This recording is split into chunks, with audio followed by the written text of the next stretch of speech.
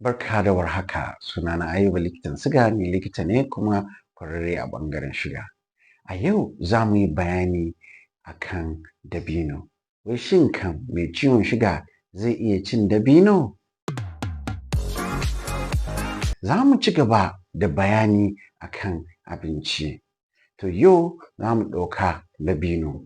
Akwai bayani da aka cika yi akan dabino wanda ba daidai ba, yana sa mutane suna rasa sani ko za su ci dabino ko ba za su ci ba.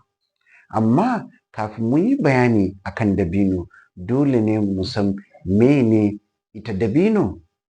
Dabino wata fruit ne wanda take da amfani sosai. Tana da amfani ma jikin mutum, tana da amfani a matsayin magani. Dabino an yi amfani da ita shekaru dubbai da suka wuce, kuma mutanen da sun ga amfaninsa, kuma mutane yanzu suna ganin amfaninsa. Dabino tana da iri daban-daban a faɗin duniyan nan.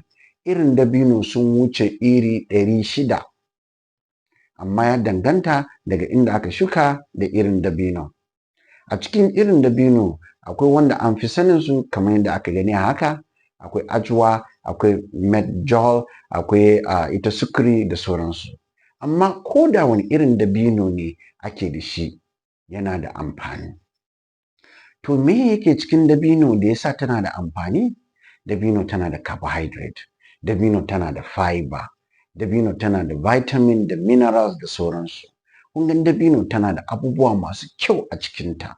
Carbohydrate ɗin da yake cikin dabino yana taimakawa da ƙarfi da kuzari. Amma za ku yi tambaya, to tunda ita dabino tana da carbohydrate kuma a cikinta akwai glucose da fructose, ba zai ɗaga suga ba? Akwai wannan bayani, amma ba zai ɗaga suga ba domin tana da fiber.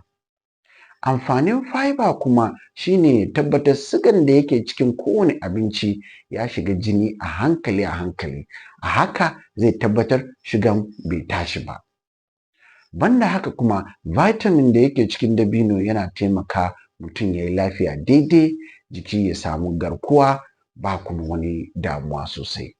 Banda haka kuma mineral ɗin da dabino take da shi yana taimaka ya rage yawan mantuwa a cikin masu ciwon suga. Banda haka kuma akwai abin da yake dabino da yake rage hasarin samun ciwon daji. Banda haka akwai abin da yake dabino da yake taimaka lafiyan zuciya da lafiyan ido, sai ka ga mutum yana gani daidai. Abin da yake cikin dabino nan ita ne take cikin karas, ana kiran shi carotenoids. To wannan yana taimaka cewa mutum da yake da ciwon suga yana gani mai kyau.